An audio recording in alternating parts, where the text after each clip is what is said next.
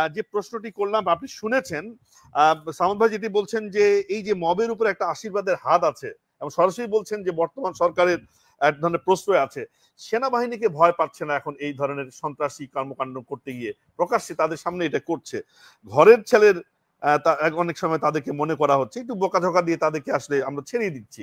মানে এটি কি আপনি কেউ একমত যে কেন এই মবতন্ত্রকে নিয়ন্ত্রণ করা যাচ্ছে না? মব আসলে কারা? এখন কার মাথায় যে কার হাত আজম ভাই, আমি কিন্তু এটাই বুঝতে পারছি না। সরকারের হাত কি এই মবের মাথায়, না মবের হাত সরকারের মাথায়? আউলাদ হলো অবস্থা আমার কাছে মনে হয়। এটা অনেকে, আমাদের অনেক সিনিয়র সাংবাদিক, রাজনীতি বিশ্লেষকরা টক শোতে মন্তব্য করেছেন যে আগে শুনতাম মগের মুল্লুক, এখন বাংলাদেশ হয়ে গেছে মবের মুল্লুক। এখানে মব দিয়া, মবকে জাস্টিস আমি বলবো না, জাস্টিস ইনজাস্টিস হচ্ছে, মেরে ফেলা হচ্ছে, পিটিয়ে মেরে ফেলা হচ্ছে, লুটপাট করা হচ্ছে। প্রথম দিকে আমরা মব জাস্টিস শুনেছিলাম, না জাস্টিস হয় না, মব ইনজাস্টিস বলছেন আপনি। ইনজাস্টিস হবে এটা, আমি মব জাস্টিস বলবো না।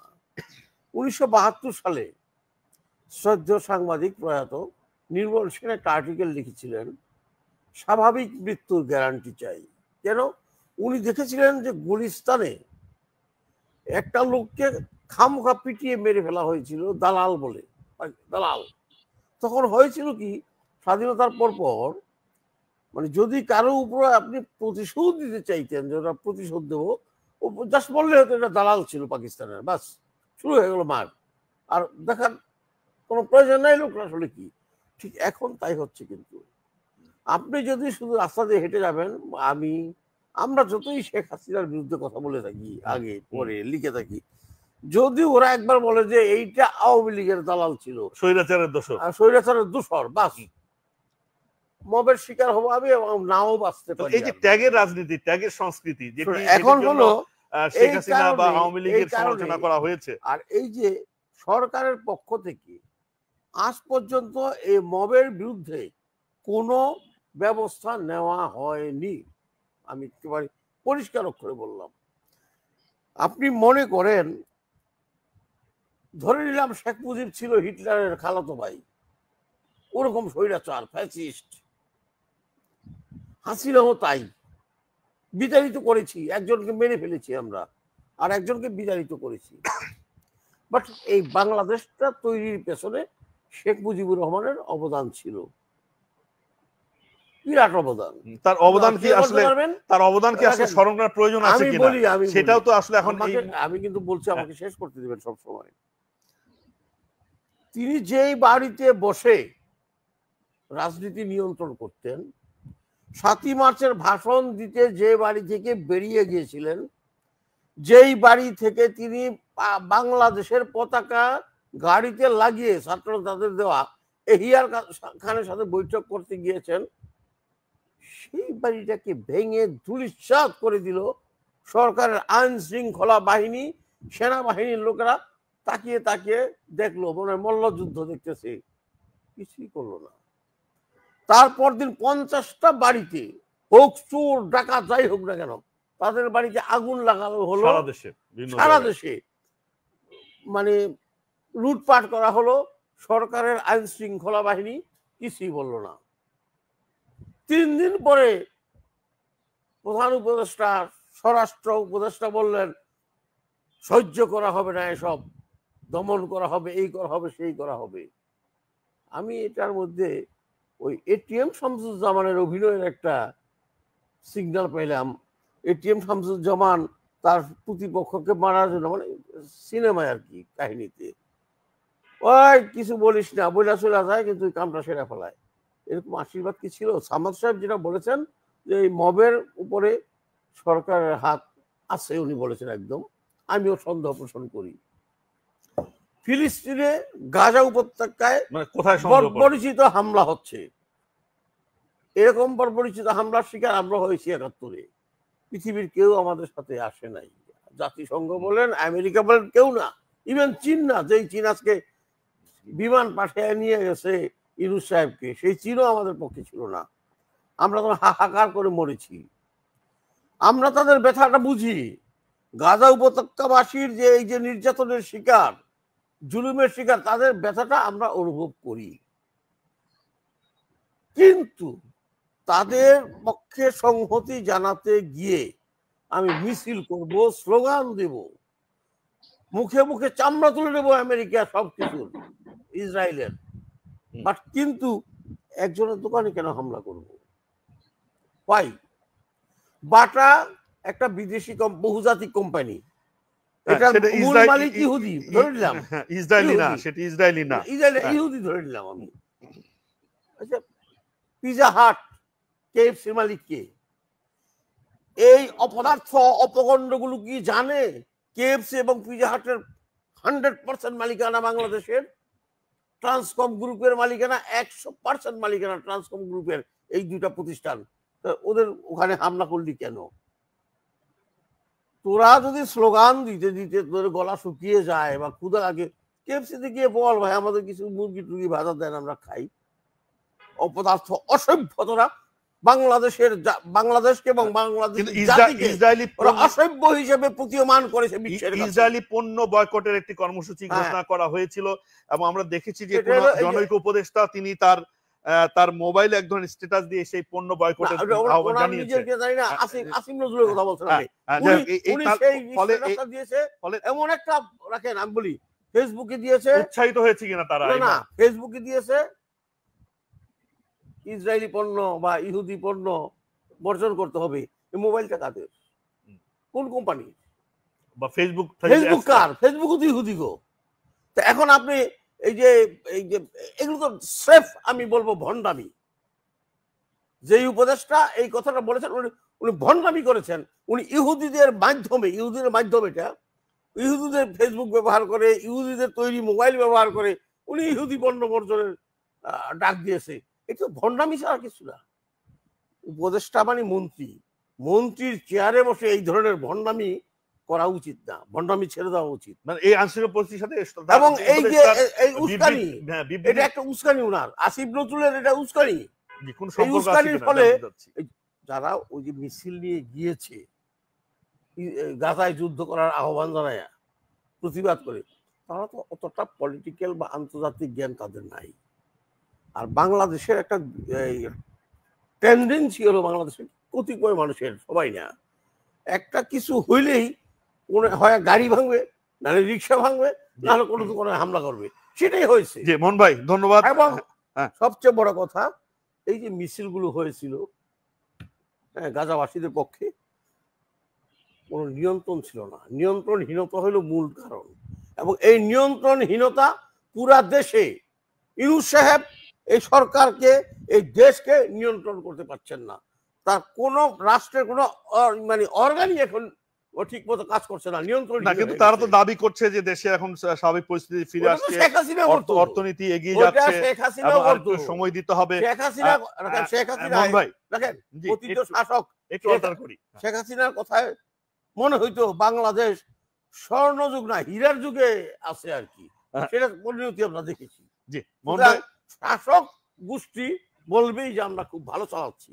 মোহন ভাই আপনাকে ধন্যবাদ, আবারও আসবো আপনার কাছে। আসতে চাই সাউদ ভাই, নিশ্চয়ই আপনি আলোচনা শুনছিলেন মোহন ভাই, অনেকটা আপনার মতামতের সাথে একইভাবে সুর মিলিয়ে তিনি কথা বললেন।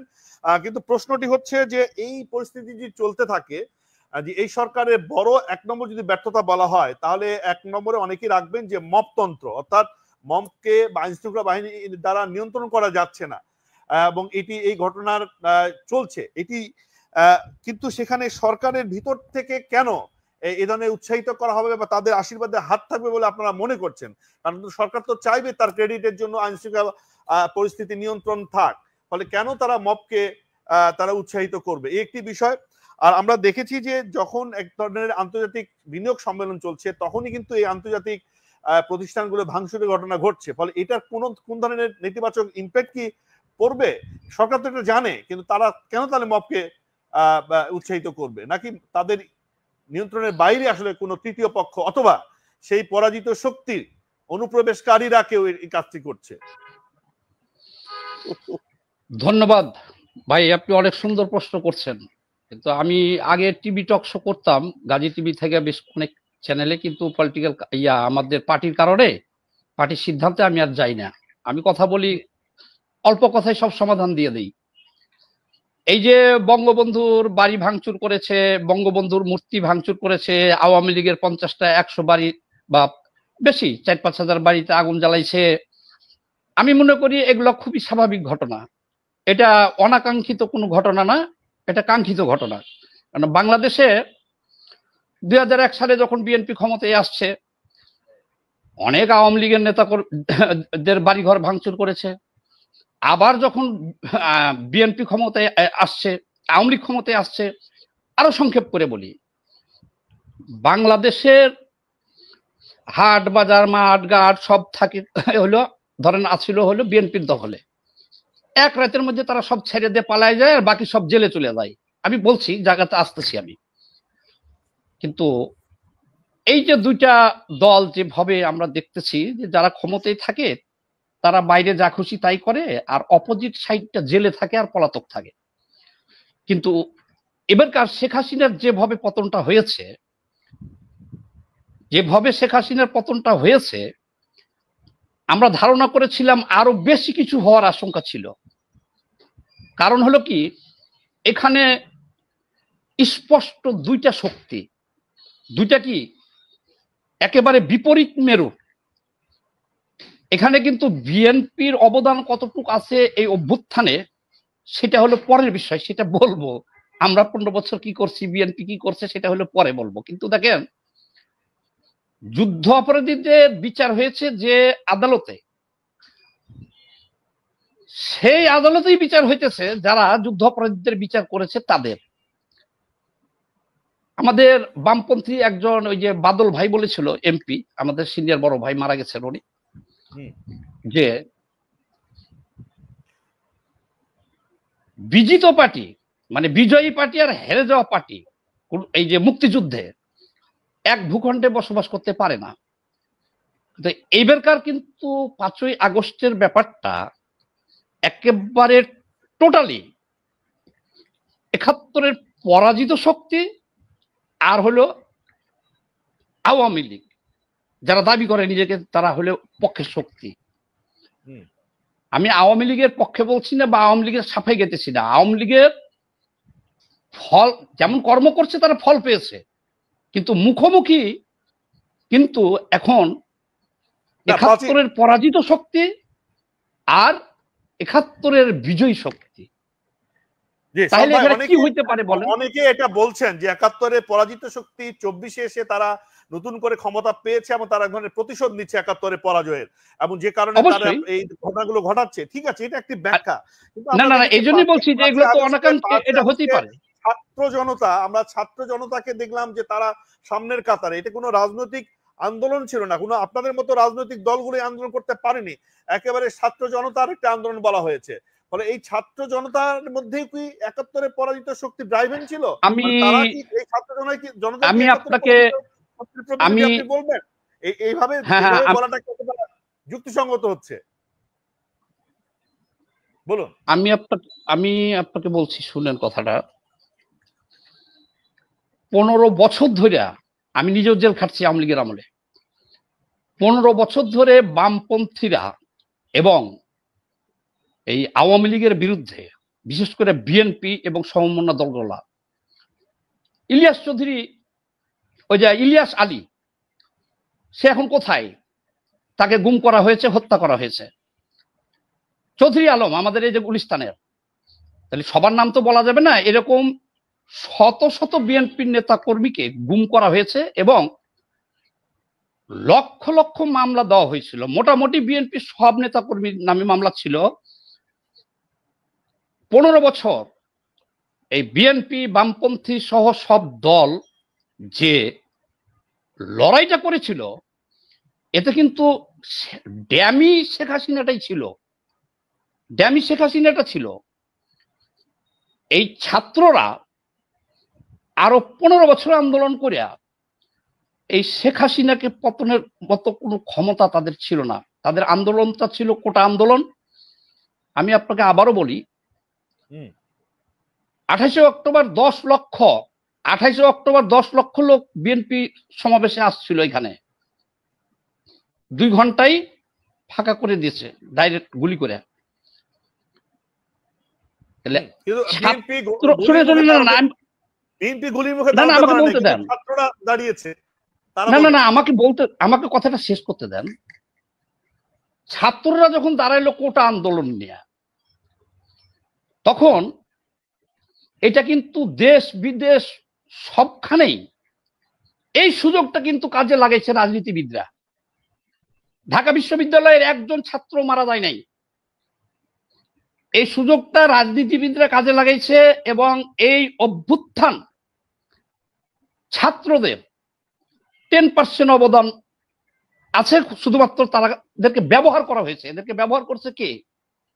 জামাত ব্যবহার করছে, শিবির ব্যবহার করেছে, বিএনপি ব্যবহার করেছে, বামপন্থীরা ব্যবহার করেছে।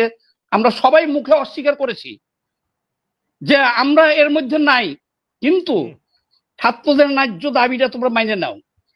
আর রাইতের বেলা এই সব রাজনৈতিক দল তাদের সকল নেতা কর্মীকে, এই যে যাত্রাবাড়ি কয়জন ছাত্র ছিল, ওই গাবতলী কয়জন ছাত্র ছিল। আর আরেকটা কথা বলি, যে ধরনের অস্ত্র ব্যবহার হয়েছে 7.62, এখন এটা প্রমাণিত। এখন এই মেসাকারটা রাজনৈতিক দলটা করেছে, আমি নিজে স্বীকার করতেছি, আমরা করেছি, এটা শিবির করেছে, জামাত করেছে, বিএনপি করেছে। এটা এই যে ছাত্ররা কোটা আন্দোলন, না আমি আমি শেষ করি, একটু শেষ করি। আমি আপনাকে একটা কথা বলে শেষ করি, আমি একটা কথা বলে শেষ করি।